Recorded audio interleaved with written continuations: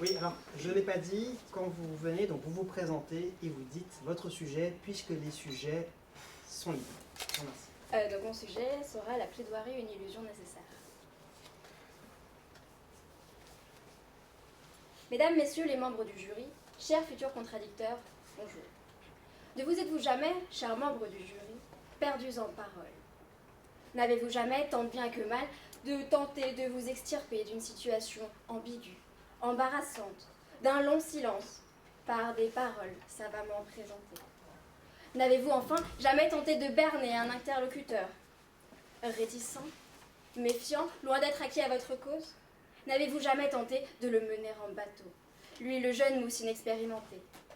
N'avez-vous jamais tenté de l'emmener voguer en mer, sur les vagues de votre plaidoirie, sur l'écume de votre prose, dans l'océan intarissable et capricieux de votre argumentaire? N'avez-vous jamais rêvé de le voir peu à peu larguer les amarres et ne pas hésiter à se mettre à la proue, sûr et fier de lui, sûr de revendiquer lui-même les idées que vous aviez eu tant de mal à lui insuffler? Oui, mesdames et messieurs les membres du jury, oui, la plaidoirie n'est que dissimulation, manipulation, illusion. Vous qui semblez vous y exposer volontairement, vous voilà prévenus. Elle n'est qu'arme redoutable d'un plaideur accompli, habile manipulateur, habile utilisateur de ces mêmes armes.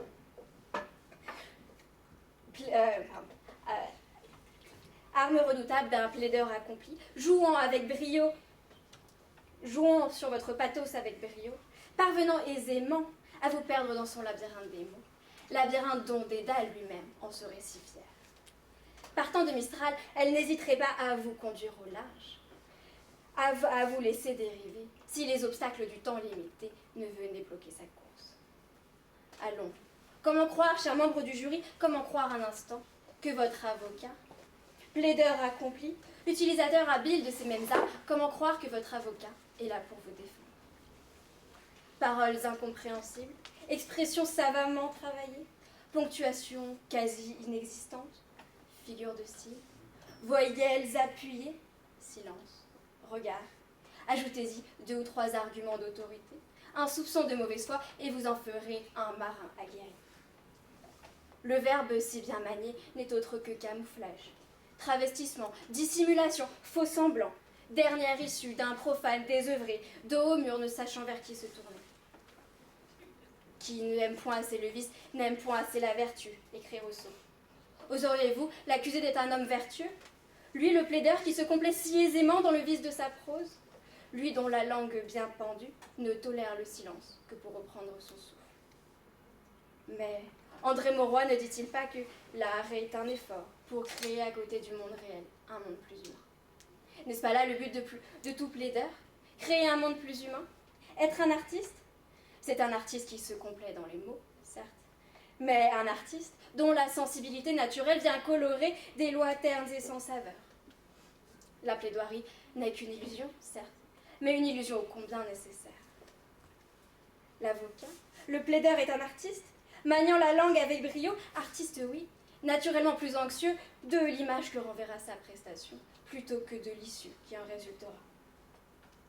Ces longues manches voluptueuses ne lui seraient d'ailleurs d'aucune utilité, si ce n'est que pour se mouvoir, pour autoriser l'amplitude de ses mouvements, en d'autres termes, pour faire la roue, tel le Pan, fier et orgueilleux sur le devant de la scène. Ne dit-on pas d'ailleurs que la parole a été donnée à l'homme pour déguiser sa pensée?